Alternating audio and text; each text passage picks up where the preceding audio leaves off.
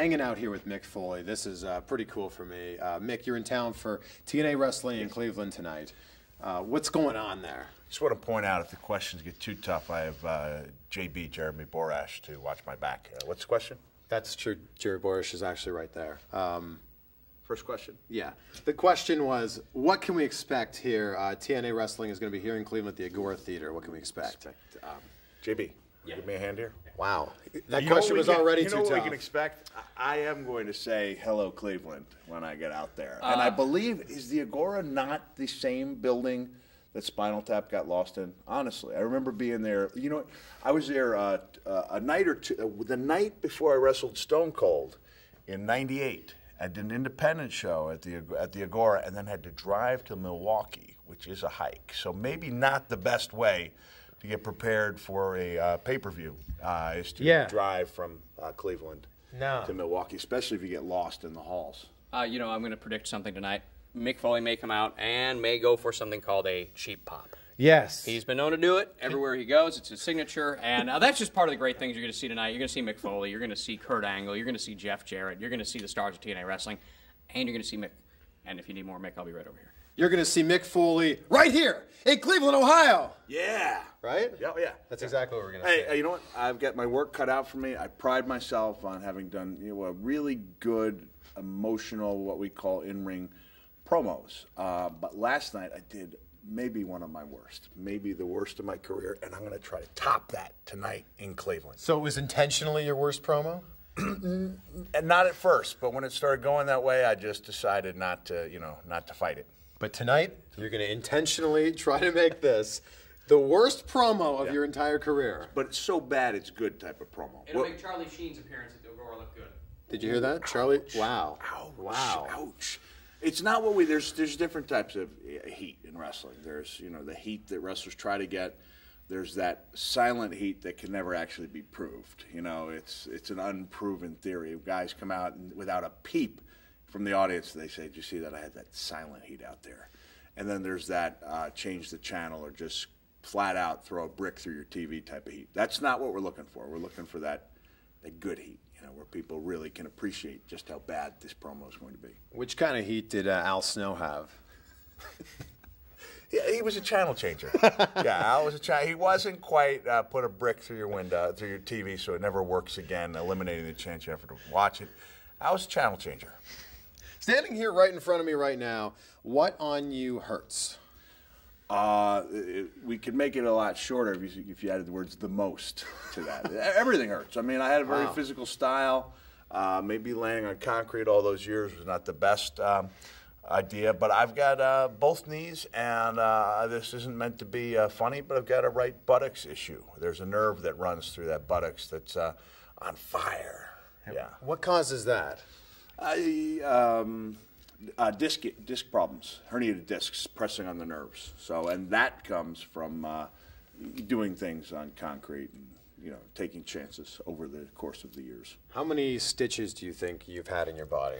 First of all, I refer to them as stitcheroonies. It makes it a little more palatable for people out there. Honestly, I think in the neighborhood of 375, and that's a pretty exclusive neighborhood. Yeah, that's not that good. JB's not even laughing. All right, okay, all right. We should thank Jerry Borash for being in the interview for the 30 seconds he was here. I want him in the whole time. Can I ask you something about stitches in the neighborhood? Do stitches count if the place you were stitched no longer exists? Interesting question. Do you count it? Because I had over 50 stitches in this ear. Can we see the infamous ear? You can, yeah, sure. But I just hope there's not a wax issue there. This ear.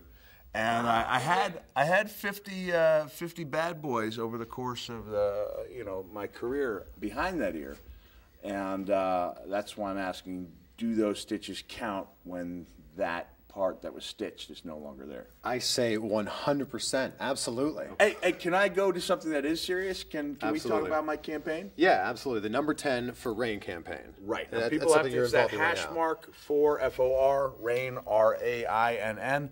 And we are raising money, $10 at a time. We're asking for $10 donations to aid victims of sexual violence.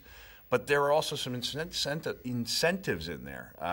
There's $100, you get an autographed picture, $250, the personal phone call. We've actually had 2 people donate $5,000 for a lawn cutting. So that's, you'll cut their lawn. I'm cutting their lawns. I said this on a whim when I did my PSA. I said, hey, for enough money, I'll show up and cut your lawn. So when it got to the rain people, they assumed I wasn't serious. I said, oh, no, I'm serious. I will cut lawns for money. And the great thing, because there's no actual value in me cutting somebody's lawn, it's a complete tax deduction.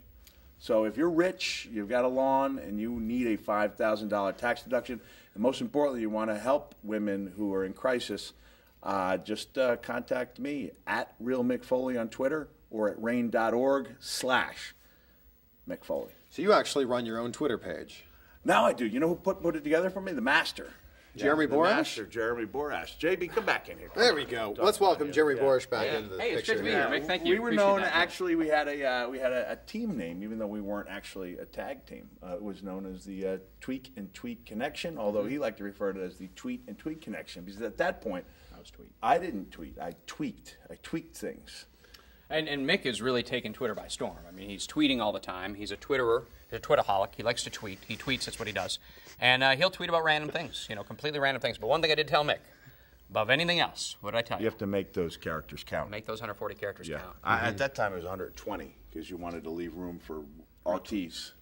RTs. So now Mick has moved up to the world of social networking, and as I don't know, probably close to 100,000 followers by now. He's not 200,000, almost 400,000 people are following him. 6 million people are following the Real Mick Foley. Right next to Gaga, he's got some huge numbers. So, but the numbers, they are piling up, and honestly, this campaign has gotten a lot of interest.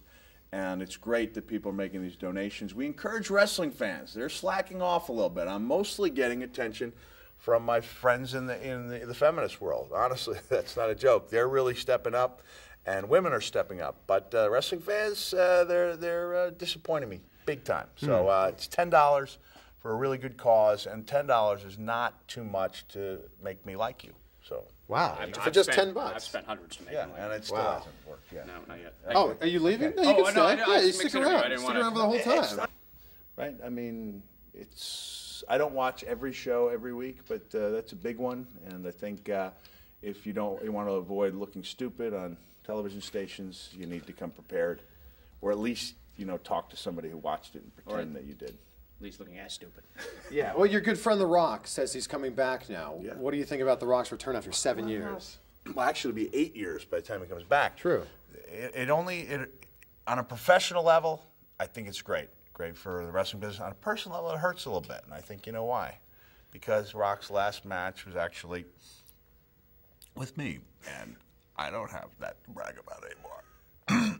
We teamed up at Madison Square Garden for my first match back in 4 years, and now that doesn't mean as much. Now that he's coming back and doing a match with someone else. Another text? See, your he phone might is be a in movie popular star. He's mode not getting here. texts though from adult film stars. So I guess at the end of the day, I mean, really. Who do you guys think in the industry right now is the best wrestler?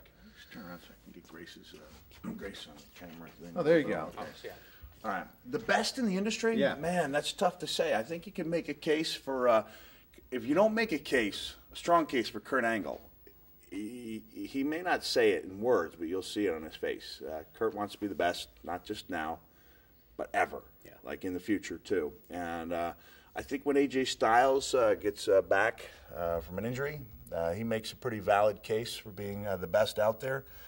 Who do you think? I'd say, Pro Wrestling Illustrated, the industry's magazine, voted AJ Styles #1 in the industry. Yeah, So, I love top 500. seeing So that after so many years. yeah, he's fantastic performer, best in-ring performer I think in the world right now. There's some guys in Japan that are pretty good, but as far as in-ring goes, you can't beat AJ Styles. Well, I'm thinking, what if Mick and I put on like a little match right here? Then maybe I could be up there with maybe like 2 or 3. You don't look strong enough to carry me. That's an industry term.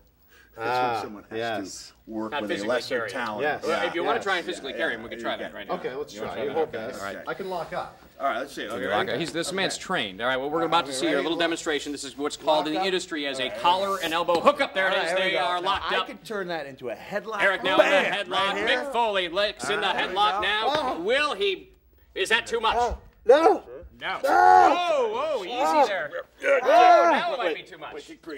And right in the armpit, too. Come on, get a close up there. That is a close-up. A little close up right there. GPN. There we go. Yeah. I don't know. I can't remember. Okay. Of Mick Foley.